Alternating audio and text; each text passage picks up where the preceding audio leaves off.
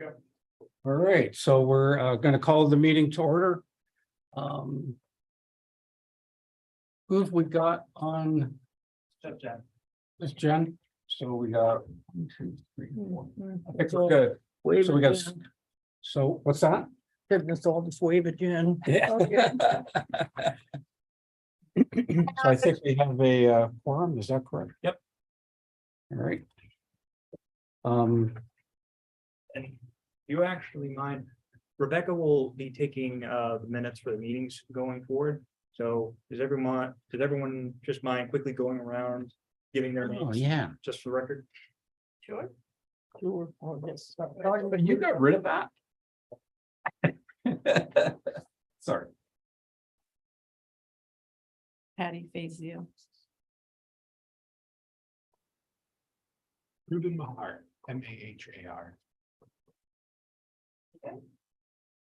And I'm Jan Visser, I'm the chairman.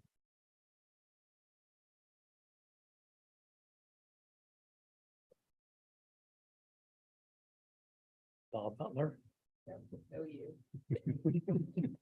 Thank you. And I'm Max. Like Madonna. That's the one name. That's the one. And we have a guest. We do. And me. And then Jen, who is on. Hi, Rebecca. Hi, how are you? Happy I have fans on. And so are there any required adjustments to the agenda?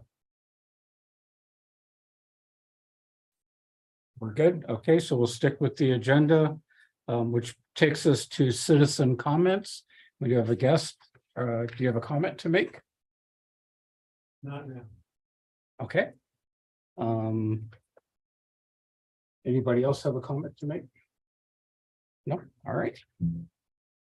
Which takes us to the June minutes, which were issued by Max about a week ago, I guess. Is that about right? Did everybody get a chance to read the minutes? Jen, did you get a chance to read the minutes? Yes, thank you. Okay. Any comments or discussion about the minutes? Could we have a motion to approve? I'll make that motion. Second. Second? All right, all in favor? I'm abstaining because I wasn't there. Okay, I'm abstaining because I wasn't at the meeting. Bob's abstaining, but everybody else approved. Jen has her hand up remotely. And Jen, yep, there's that yellow hand. All right, and that takes us to the chair report. I'm just gonna back out of this just for a sec. And get to some notes here so I can give you an update on, here we go. All right, so we had our food pantry yesterday, actually, because of the 4th. So this is a report on the Waldoboro Food Pantry. And what I do is every meeting, I just kind of give the statistics, so everybody's got kind of an idea of what the group's doing, and especially since we've been asking the town for support. So I think it's kind of important that we do that. So we had 136 households. We had 7 new households, 6 from Waldoboro, 1 from Noblesboro. The distribution was children 106, adults 164, and seniors 56. A couple of things. We were recipients of the, and I hope I got the name right, the Bessie Smith grant from Damerscott. And we received $6,000 from them. And what we're going to do is implement a program where all single seniors get a prepared meal with their distribution. And so twice a month, they'll get a nice steak dinner or some kind of prepared meal that goes along with all the other groceries that they're getting. And that money will fund that for 1 year. So that was, we felt that was a, kind of a neat thing. Really nice. It is nice. Jan, where are you gonna get those meals from? Oh, I believe Janet, who's our kind of in charge of the operation, is getting them, I believe, from Hannaford's. But we've also been looking at some other options. So if we can, get a better deal, what we're doing is buying the meals frozen, keeping Right. them frozen, Yep. and then distributing them during the distribution. But they're like homemade meals. They're not, like a packaged Right, TV dinner or something like Yeah. that. Yeah. We also were recipients of $9,000 from Good Shepherd for their I think they call it like their growth grant or building grant. And what we're going to do with that money is buy a really badly needed new commercial freezer, double door commercial freezer for our facility on Friendship Street. So that's pretty exciting for us, but we did also get that grant. So that was kind so of, you've been writing grants. I've been writing grants. So I'm the designated grant writer. Well done. That's fantastic. It's a ton of work, but it's very rewarding. Yeah. And so that's all I have on the food pantry. Any questions on any of that information? No, good. Okay. And obviously, I mean, you're going to report on it, but Yeah, We- I'm gonna we- have it up a warrant article, but you can go ahead. well, we just had so basically, we got enough signatures to get on the latest go round on June 6th. Is that right? When was their election? I'm sorry. 13.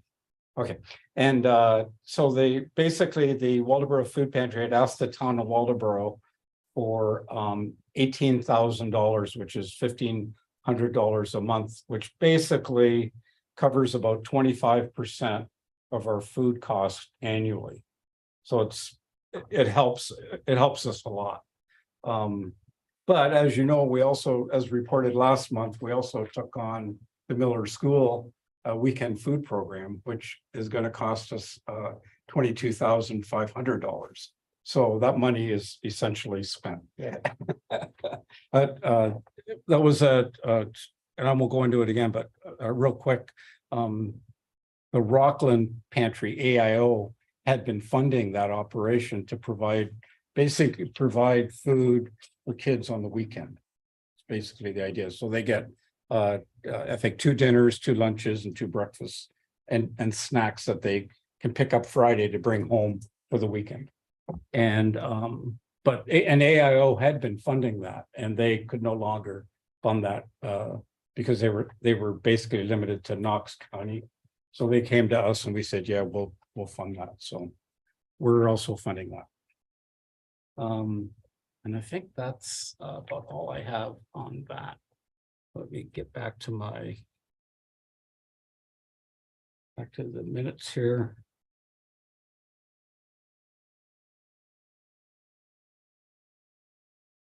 Sorry, I'm kind of technically challenged. Okay, so that takes us through the chair report. Now we're to town updates. So if you want to take it away, Max. Yeah, there's not too much on the planning board front. We're gonna have an individual who wants to do a pre-application for a subdivision on Reef Road.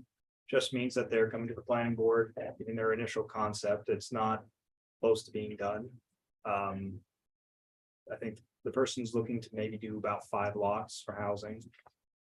And then the planning board is going to start looking at LD 2003 amendments for the land use ordinance. This is the thing I've always been talking about. This was the law that the state passed last year that would allow multiple dwelling units to be created. A lot of towns have said how they needed a little bit more time to implement their ordinance. And Yeah. at the 11th hour, the state was able to amend it so that they could extend the deadline. So a town like Waldoboro has until July 1st of 2024 to now have this in place. There's not going to be that many changes that are required. You're gonna ask, yeah. There's not that many changes that are needed here at the town office. Most of the changes are going to be mostly definitions and just the standards that are required for an affordable development project and having multiple dwelling units on just a single family lot. But beyond that, it's really not gonna be that much of a difference unless we want to start talking about short-term rentals, but that's probably gonna be a whole nother mess. But speaking of that, somebody could come in now and ask for a, Change the ordinance. yeah, I've already had, I think, one individual make a suggestion about something in the ordinance, and so I'm gonna just talk about that with the planning board. I think that's it. That was really it for the planning board. It's gonna be a lackluster month. And for town warrant results, everything passed. I think the more notable ones that we've been talking about, for example, the TIF amendments, that did pass. Good. I'm gonna be taking a physical copy up to the state tomorrow so that they can review that and potentially approve it. This would help bring in about $15,000 or so in additional revenue that we can use for capital investment projects. The aquaculture moratorium also passed, and I had that on the agenda for old business. I actually guess I could just talk about it now. We're just waiting for the DMR to give, and the DMR has said that they're going to give some instructions to towns that have passed these moratoriums. So we do not know what that actually means. We're just going to wait and see how that happens before the town can actually do anything about it. I know there's been discussion about maybe a committee or an ordinance or something like that, but we want to see what the DMR sends us first before we do anything. I think George made that point at our last meeting was, Mhm. you know, who actually is gonna have jurisdiction over, like, we don't really know, right? Well, and that's what we're waiting to see what the DMR Yeah. says. The DMR might respect these and work with the towns, or they may just say, we're gonna completely ignore what you've done. And we have a fun discussion after that. Okay. And then you've mentioned the one for the food pantry. Happy about that one. I don't, Bob, am I forgetting any other big ones? Budget items passed and everything. Except for, yeah, that's about it for the town warrant results, unless anyone had any questions. I do have a kind of a question, and we mentioned it kind of in passing in our minutes from our last meeting. But you know, the Supreme Court made a decision on interpreting wetlands, Oh, yeah. which I think might have a pretty significant impact on what we as a town do. And I'm just curious how that ever flows, you know, how a decision like that ever ends up getting to the town. So when the town, this was decades ago, I think. When the town was updating its shoreline zoning, we get our maps from beginning with Habitat, who works with Maine Natural Areas Protection or DEP or Fish and Wildlife. It's one of the state departments. And pretty much outlines where all these sensitive habitats are and sensitive wetlands like you're talking about. Yeah. So even though that court ruling has happened, we still have the shoreline maps that reflect what the shoreline zones are. So until we change that, it doesn't really impact that much. I mean, if we are working on updating the shoreline zone map, what we get from beginning with Habitat or the state might be a bit different now, but for now, it's not going to change what our shoreline zones look like right now. I think the big impact would be even cases, I know our group has looked at different properties to do different things with that we ultimately found out, oh, well, there's this little piece of this is wetlands. Right. But I think with that determination, that little piece might not be wetlands anymore. And it may be that, so in other words, it changes what you can actually do with some of those properties. Right. I think it's more on how the DEP might feel they have jurisdiction on some of these cases, because even though we have some places that aren't shoreland zone designated, like over at Millerfield, DEP would say, oh, well, you still have to be 75 feet away from this little stream right here, even though we don't have that in the shoreline zone. So it could impact it more on the state level rather than the local level. Sonia, I saw your hand up. I just read a little bit about it. I just kind of touched it. It was mostly more to define what a wetland is, like setting up boundaries, like degree of how often it's wet versus dry, things like that to clarify it. So there wasn't one big category, it's settled. So if it's wet in spring but dry in summer, it's not technically a wetland. It has to be consistently wet to a certain stage. That's what they did was that's what I read, but I haven't read any more detail than that. So I think, I don't know, it's not going to have an impact on zoning, but it may have impact on how they rule what something is going to be. And that'll help with a lot of people who were surprised by the flood zoning and everything else. All of a sudden their backyard, they can't do anything with it because someone called it a wetland, you know, and it wasn't clearly identified. So it's going to be more useful than, but yeah, how they implement it, it's really interesting, but federal, state and local levels, you know, who's, well, that's my little 2 cents. Okay. Do you follow that at all? No, I, Yeah, oh, yeah, go ahead. I'm concerned about the ruling. Oh, yeah. Because wetland protection is really critical in this state. Yep. And not just in this state. I think it'd be more critical in, like, say, New York with a huge population. We are at pre-colonial levels of forestry coverage and land development. Habitat for wildlife is becoming rare and more rare. And we're managing to kill off, because of our development, increasingly numbers of species that balance our environment and help us balance our lives. And we can't lose sight of that fact. So I don't think it's time to be run out like cowboys and say we can fill in this wetland because it's not a wetland. I think we need to be very, very careful about how we proceed with this decision. And I think it behooves all of us to read through it, make sure we understand it, and decide whether or not our ordinances need to be tweaked to ensure we protect what we recognize as wetlands, because those wetlands are filters and critical for maintaining the health of our river. So. And our river is absolutely essential. So that will also probably tie into the climate resiliency partnership discussion when some of those action items do talk about wetlands, and I think the Supreme Court decision that was made, we have to wait and see what actually gets But down. that was a decision that actually went back to a local Right, issue, It a couple building a house. Right. That the DEP was finding them, $10,000 a day for just, for filling in wetlands. And so that was a case that actually went back to the local to a level. local ordinance. So I don't think you can just, disregard it, but I don't know. That's above my pay grade. I mean, I can certainly check in with beginning with Habitat and see if they have any updated map, but until they have those updated maps, I can't really do too much. And usually the way these shoreline zoning districts were defined were just from the normal high water line.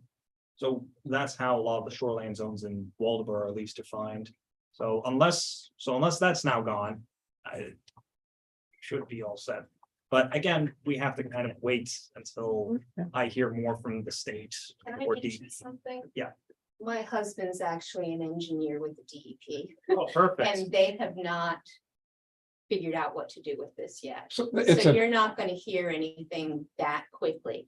I will tell you, you may lose a number of people at the DEP because they're not happy. Yeah. Because a lot of what we have here, especially in this area, is like forested wetland, which is extremely important to wildlife. And people are like, what? It's just, let's fill it in. So, the state does have to do some things at some point, but I can tell you they haven't yet. So Thank you. that's what I'm saying. We could have these types of things, but there's gonna be a wait. Good topic. There's gonna be a wait. Yes. I do think one thing we should think seriously about, the shoreland is one issue, and but the shoreland is not a wetland in the traditional sense. Right. And I think it behooves us as a town to identify key wetland areas in the town and demarcate them and map them, so we know which areas are sensitive and require attention. So should I just jump into the climate resiliency at this point? Because that's one of the topics. Okay. Sorry, Max, I don't mean to steal. your- No, it's, we eventually get to these types of transitions Yeah. anyways. Well, that's, so we're on to old business now, and the Yeah. first topic is I know. climate resilience partnership. So, all right, take it away. So on June 27th, the select board has passed the town of Walter community resiliency resolution, so we've submitted it to hopefully become now one of the state partners in their resiliency program. And I think everyone saw I think it was the June meeting, I provided a list of community action items, and part of them did include wetlands and having that consideration for zoning. That's right. So there are a few things going on right now with the climate resiliency. That is something that I can look more into if that's sort of the directive to go. Again, and apparently from what I've just been told, it might be a bit interesting to get information from the DEP right now. Or not. Or not, yeah. I just hear it all because we live in an 1824 house, so I hear all the meetings and stuff, so anyway. But outside of the wetlands, one of the things that, and I just went to the select board for approval on this, was to apply for a community action grant that's going to be due tomorrow. This would be requesting up to $50,000 to help purchase the solar farm over at the transfer station. Awesome. Awesome grant. I think this is probably one of our more competitive ones we could do, and if we score at least over 75, state would likely pick one of us to do it, and because there's been little more discussion outside of some of these usual meetings. What's the purchase price on it? 164,000. Roughly about that. Yeah. Yeah, I- that's right. So that's, I mean, that's a nice chunk of it, though. That would be a fantastic chunk. Yeah. And that would bring down the buyback period. And what's our lease payment on it right now? In other words, can we finance the rest of it with what it's costing us to lease the? Because we're going to get a huge gain Mhm. in energy savings once we own the station versus I can't remember who. I don't think we can do it any Yeah. sooner, right? There's an expiration point at which point we may purchase it. Yeah, Before that, there's a time, there's a, yeah. So it's a power purchase agreement, right? We pay for what it Right. generates. Tony, I do see your hand, but Bob, do you remember when we can officially buy the solar farm? I assumed it was early 24. It is. We have to give them, I think, 6 months' notice. And we probably ought to think about doing that sooner rather than later. But they, in turn, have allowed us to pay for half of it, I think, in February, and half of it in July or June of next year. Yeah, they let us split it by. So we can split our budget cycle, Yep, nice. and that gives us some tax relief. And with that grant, if you can get that grant, Max, Hmm. wow, we're sitting good. We are. That's yeah. really cool. We can do that. I think the original projected buyback was 7 or 8 years. 7 or 8 years. And with $50,000, That's reduced to maybe cut it in half. 5. Yeah, And that's before the last 20% increase again, if you're doing the math that way. Then, that's assuming we're in a golden age for that, there's no Mhm. big issues or anything, and I think there were some concerns that the energy prices now go down magically. I'd But love to have that problem. and it would be a great problem. I'd be Yep. glad to have that problem, but that's just some things to keep in mind, we get it. There could be the 1 or 2 bad outcomes. Yep. Sorry. Has- Well, on the solar farm, does it power the town itself or the Yep. town hall? Yep. And do people subscribe to that service or is it just feed into the grid? We Like use for, more power in the town than that array generates, so Right. it reduces cost of power by quite a bit, but that array is not big enough to be a public source of power. okay, so where does it power? What does it power? It Is it powers the town office, public works garage, transfer station, transfer station. Friendship Street School when we owned it. that we Yeah. don't own it anymore. We used to do Friendship Street School, but now we've taken that account off, so I think there's something else we could put on it. Okay, Like Miller School, maybe? no, schools aren't part of it, Oh, okay. just town properties. I think there was the ball field signs, I think was A on. pump station, maybe? I think the pump station's on it. If it's not, then that might be something we probably. It'd put be a on good as energy replacement. user. Might be something we could put on as a replacement. Yeah. But pretty much if it's a town building, it's on there. So to answer your question, yes, that power goes into the grid. And then theoretically, these buildings take that power out of the grid. But it's Okay. but it's like a pool of water. Water Okay. going into a big, Yeah, we Yeah, get pretty- credit for that on the electric bill. Okay, all right. Yeah, thank you. I just wanted to know how it worked. There's a spreadsheet somewhere that shows how the current math breaks that, I'm sure. Okay, yeah, that would be nice to see. you can look on our. I'm one of we those still have the- dots the i's and cross have the the link on our people. website. I Oh, crack absolutely. things Yeah, down. that's great. Looking at The solar edge production and, thing. yeah. Yeah, that should be. it. So on our town website, there's a link Oh, to, okay. to the solar farm on the transfer station. Oh, You could okay, I actually look haven't at found that yet. energy Okay, consumption and what's coming in and what we've saved and all that good stuff. okay, yeah, yeah, I remember I come from Georgia, right? And it's like the Georgia Power is like definitely controls the entire state. They're just a, they're just big. They got the 2 nuclear power plants, which by the way, went bankrupt. One went under and the other one went down, and they were picked because it's a non-earthquake zone for them. But anyway, to make a long story short, like in the town of Jonesboro, Georgia, where I was living, they actually got about $60,000 back from Georgia Power because they had to rent the right of ways for the power poles to go through town. And I thought that was a very creative way of getting some income. We've got to find a way to stop raising property taxes and come up with alternative income streams. For the long term, once the solar farm is paid for, right now, we're paying a rate based on what it produces. So every watt it makes, we pay a rate on. Mhm. By owning it, effectively our rate goes down because we own that whole system. And then we're Okay. just winding the clock back on the electrical. Right. Okay, It would end up having the same impact as when we purchased the streetlights. It was about, what, $22,000 budget item. Now it's $2,000 a year. That street light thing was like. Yeah. So Yeah. same thing should be done with the solar farm. Once the buyback period's over, then it's, Should we have them come back in and kind of walk us through the buyback program again? sundown. Yeah, is there any point in that? Or I mean, are that we could be- comfortable enough that we know it? that could be later on. I mean, I think we should see how the grant goes first and then do the indication. Then we can have that discussion. When are they gonna award the grant? I think they turn around these in about 1 to 2 months. Oh, wow. So we should hopefully hear this by September. Oh, that's cool. All right, all right. I would appreciate maybe a quick motion to give Jan the authority of the chair to sign a letter of support, maybe. I'd be happy to, yeah. I'll make that motion. Who makes the motion?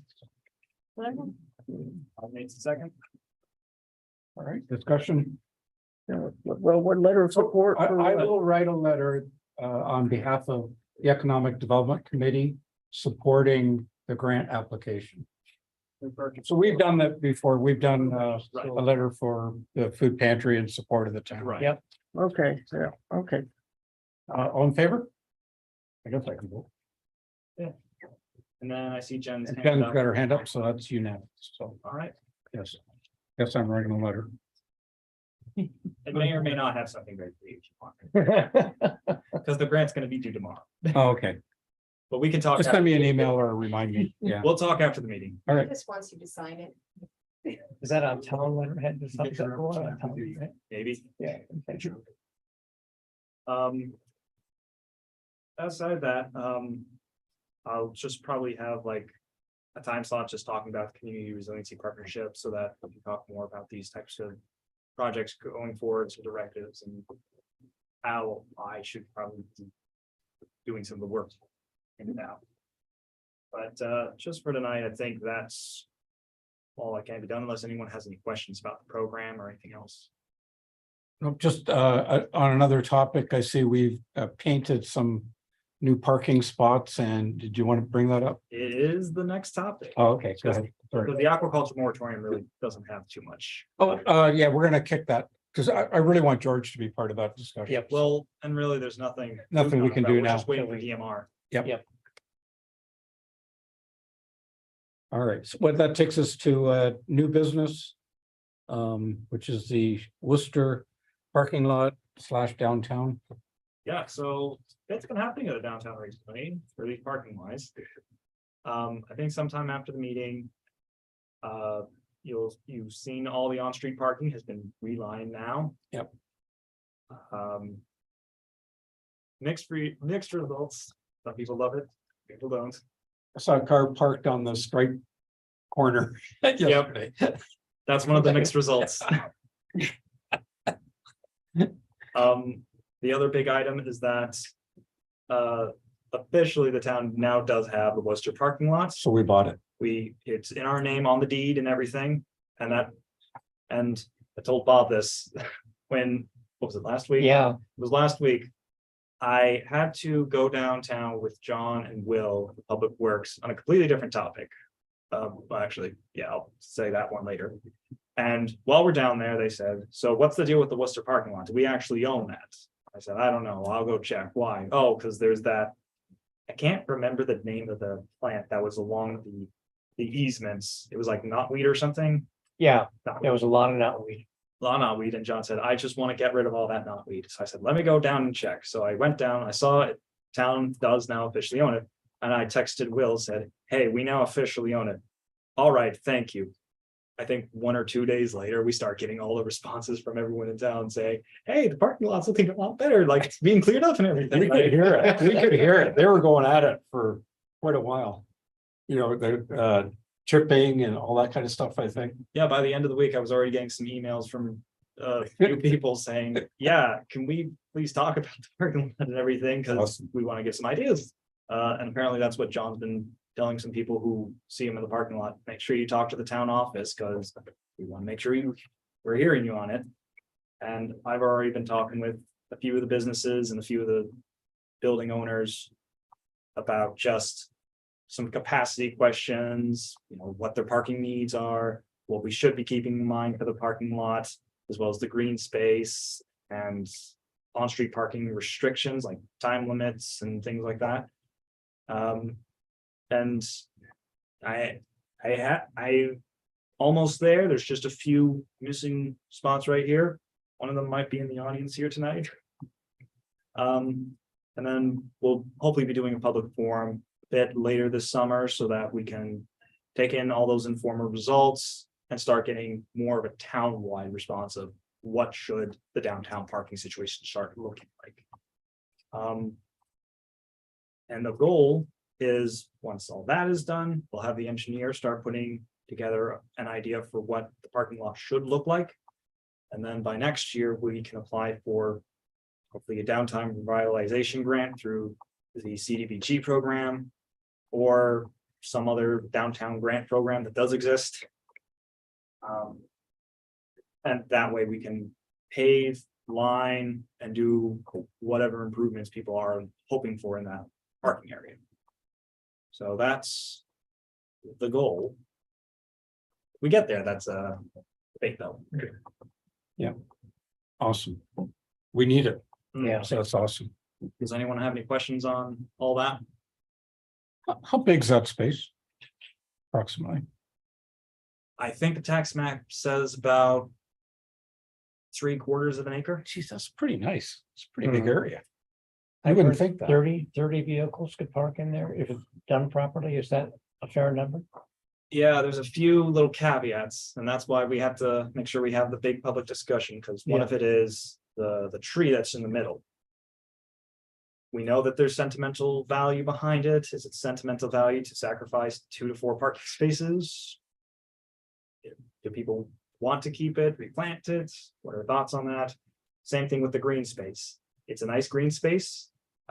John and Will were a bit surprised that before they could cut down the trees, they didn't think there was going to be that much of a view. Cut it down, you can see the river. It is pretty nice.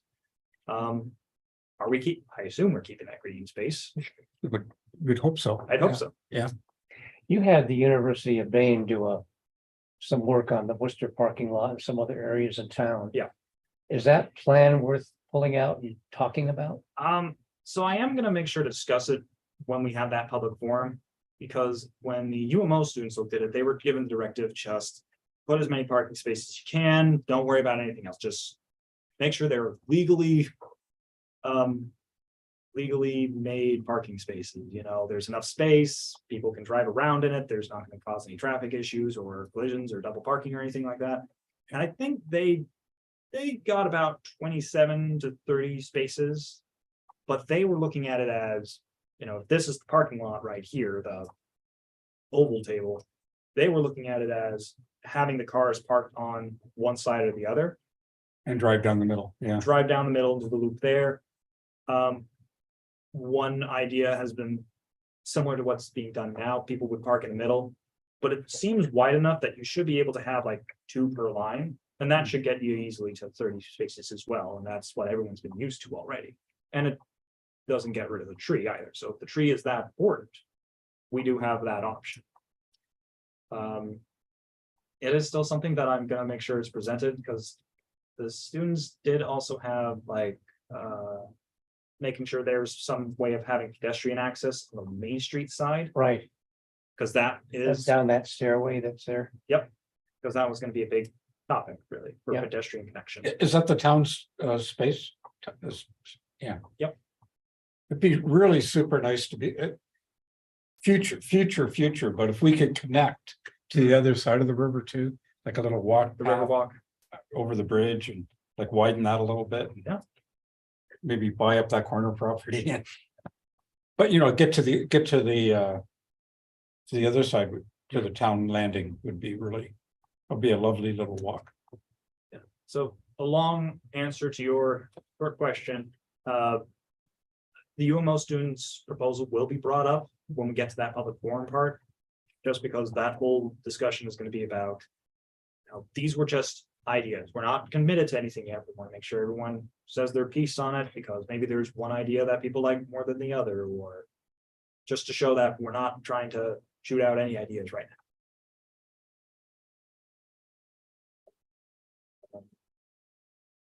All right, good. So, Oh, Tanya has a question. Well, you might want to post something in the paper saying the town now owns the Worcester parking lot and will be looking into suggestions and comments from the general people of Waldeboro as to what's best to do with it. Yeah, so that is gonna happen soon, where I actually will do the public outreach. Right now, I wanted to specifically talk with the Friendship Block. Businesses and owners there. Because at the end of the day, they're the ones who are going to be impacted the most by whatever change happens to the Worcester Park. Oh, yeah. Are they going to be designated parking things behind the row of buildings? Spots? Hoping we don't have to do that, where we're saying. The pharmacy owns spots A, B, and C, and Narrows would own. G through But F. be something, but would be more for employee parking, so their staff can park somewhere instead of 50 miles away, because that's like in Rockland, they've got that stuff set up and they've got reserved parking for people who work in some of the towns, so they don't have to park 50 miles away, and it's just behind the Grasshopper shop, they've got an area, but there's other ones, because they get so much tourist traffic. Mhm. It's unreal, so. Well, that's why I'm right now just doing the initial. Feel with just the Friendship Block to see what their needs are during the day and during the night. Because if they say we need 40 parking spaces and we can only do 30 at the Worcester parking lot, then.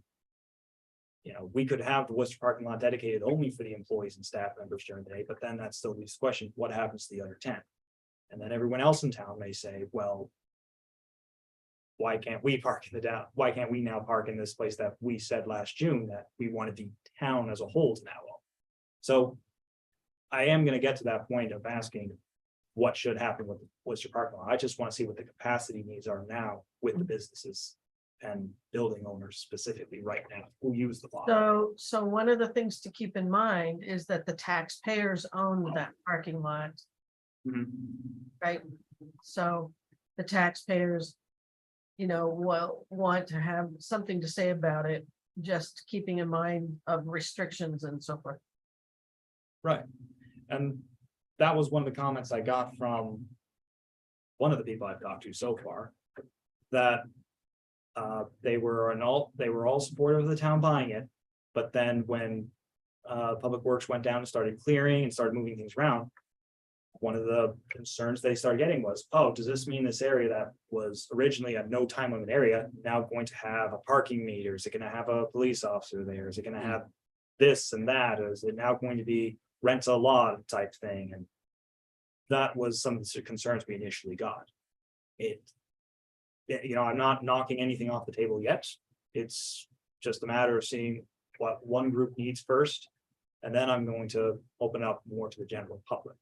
So that And EV charging. EV charging, All right, that might fit more in the clean parking lot. I think it'll go over well there. all right, is that it? I think the only other part for the downtown was when the whole thing kicked off with John and the Worcester parking lot now being the town. That day, I was doing a site walk with Pine Tree Engineering and Public Works to go over the Downtown Village Partnership Initiative. I know let's talk about this. This is just getting the engineer to start getting a vision for speed tables that would be posted on the 4 roads that lead to the intersection downtown, Friendship, Jefferson, and both sides. Just the speed tables, not the bump outs. Yes, well, that was discussed as well. Okay, And there were so many people who were cutting that corner. And even the people who didn't seem like they were trying to deliberately cut it, it was just going from Main to Friendship on that right turn. Pine Tree Engineering, great, Rob from Pine Tree Engineering pretty much said that's gonna be hard, really? yeah. You're gonna have people going on that curve. I mean, we could probably look at it for sprawl block and having that bump out, but It's the visibility when you're crossing Main Street from Friendship or from Jefferson. Mhm. It's so bad when you're looking either down toward the river or up toward the post office.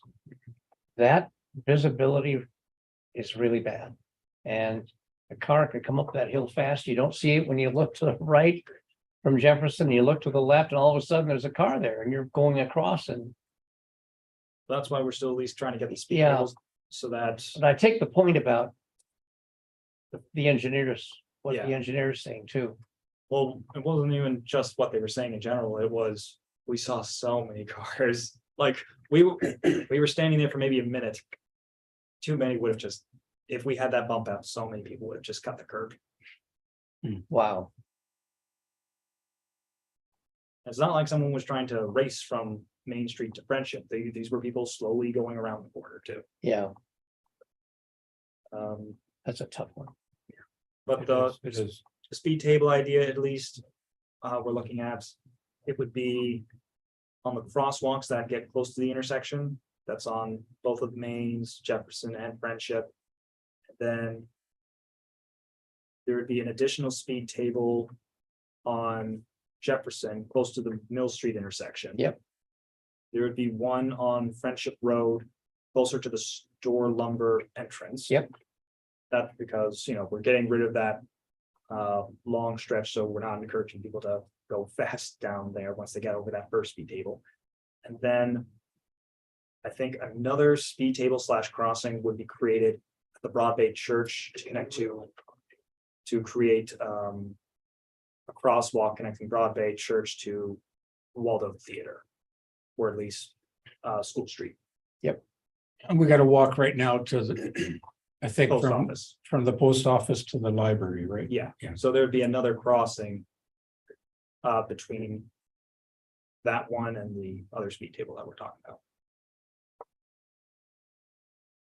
But we're waiting on that. Hopefully I'll have that by the time there's the downtown discussion, so that there's some other topics people want to talk about during that time. It would be a good time to bring it up then. Okay. The speed bumps might be, the bump outs might be brought up too. We didn't talk about housing today, but I Right. like to always mention it so we could keep it on the forefront. We, Yeah. we obviously have a challenge in Waldeboro for low cost housing just to get folks in who are looking for jobs or can take jobs and it's a you have to have a place to live to get a job, have to have a job to grow the economy, you grow the like it's a rolling ball and if we can't find a way to provide affordable housing, I think we're challenged in terms of how we grow the economy. So I don't ever want to lose. I know we're not anywhere near where we can come up with good ideas just yet. But I think as a group, it behooves us to keep a focus on it at least. So I did forget to mention, the select board did also recently approve doing a water extension study to see what it would take to get town water to the Route 1 220 intersection.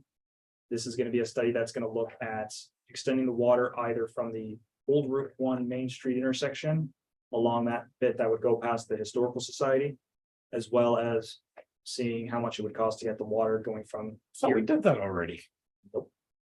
That was on the books for a while, and that might also be confusing it for when we were trying to do a study to see what it would take to get the Route 1 235 intersection developed. Yeah, But that was cut short because the engineers at that time found a lot of ledge and said the water extension alone would cost maybe $1 million to get it to Route 1.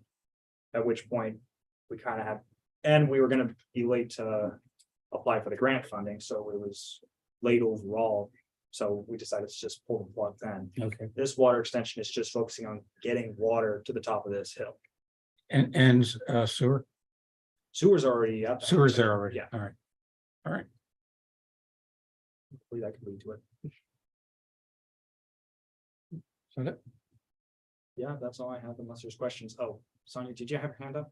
Well, no, when he was talking about the affordable housing, I kind of did a survey and tried to figure out what a monthly cost would be. Sounds like someone's making 36,000 a year, they need $692. That's 1 week's salary per month.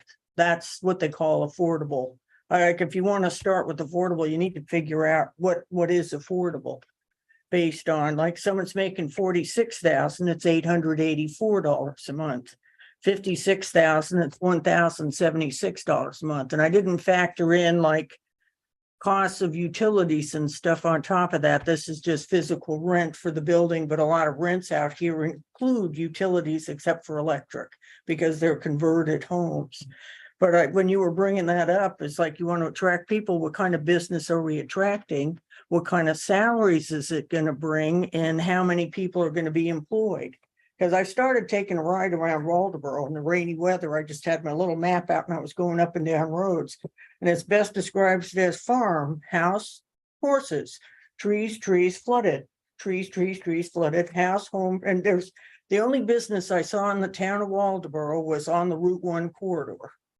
Like, and up by, if you go up by what they call the famous Trump Wall, that up section I went up. So I've been down through towards Bremen and the Dutch Neck stuff, and it's mostly residential. I don't see any employers or any type of growth. And so I'm thinking if we're going to consider this, we also have to factor in what type of people do we want to bring in here? Okay, what type of community do you want to have?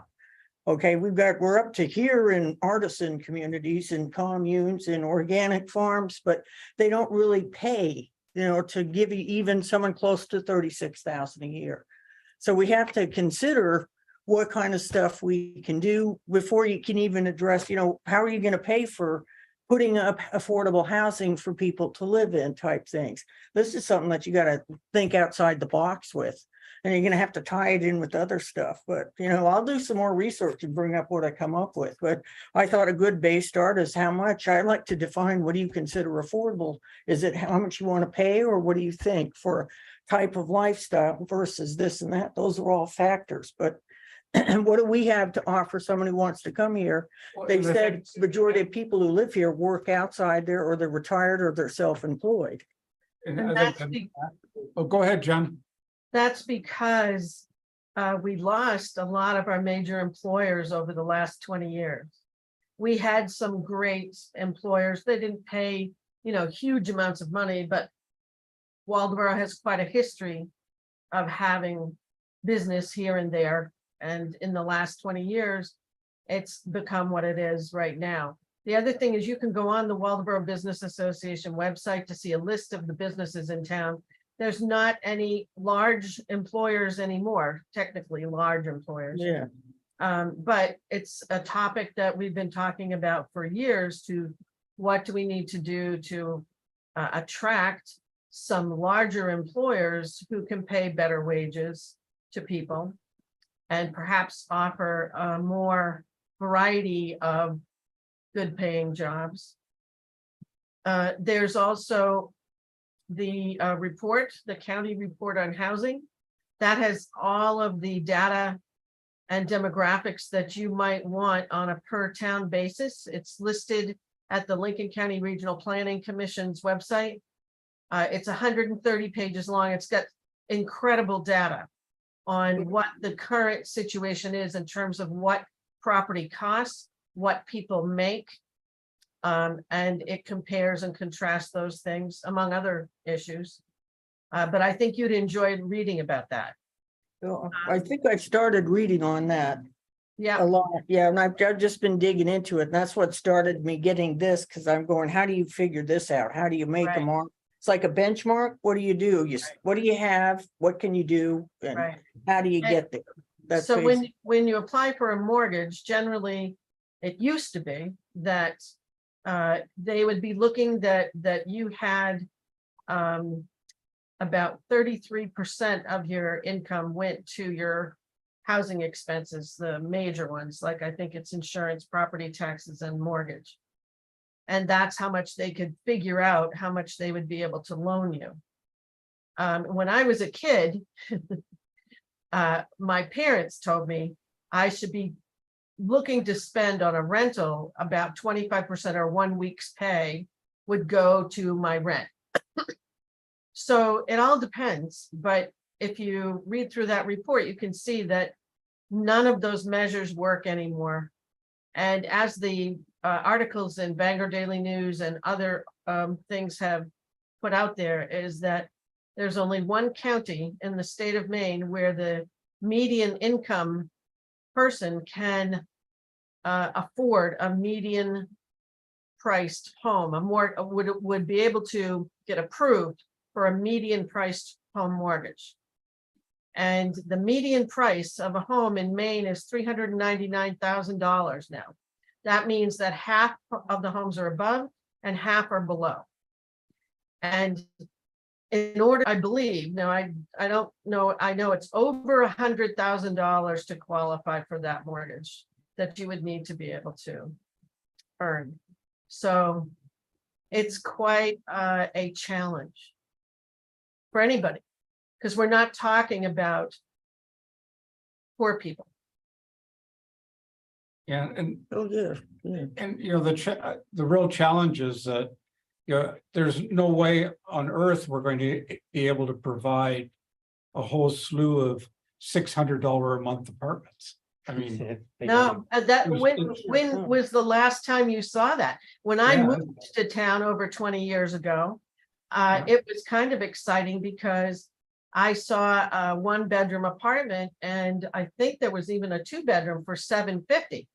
And that was in 2005 or 2004. Or the Airbnbs that, but then people, leaving California, selling their house for $1 million and having over $1 million in cash to put down on another house. It's external influences, but what do you do about something like that? I think the increased mortgage rates would slow down the purchasing and might control the prices more and bring it back down, but I'm not the economist, but when you read these things, everybody's got a theory for something, but I don't know, if you try to come up with the plan based on what you got, at least that's a start in getting somewhere, and you can't worry about everything, I don't think, just knowing what you have is more important. well, like I say, think. I just want to make sure that our committee doesn't drop the ball on it and, Oh, yeah. just gotta you know, we gotta brainstorm some more on it and try to figure this thing out.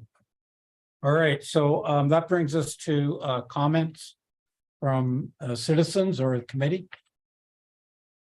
Do you have a, please? Max, how much was the parking lot? The town bought it for, was approved to buy it for up to 75,000. Anything else going, spending any more money on it now? Engineers? So. By the way, do you mind just stating your name for the minutes? My name's Rich Parker. So in terms of other spending. We will have to get an engineering firm to. Do the pavements, outline the lines, because even though we've had UMO students do initial ideas. They're not engineers. They're not official, they weren't official engineers at the time, but now they are. Okay. I can stamp it then. But we would have to have an engineer to actually have a proposed study and everything done when we're applying for any of these federal grants.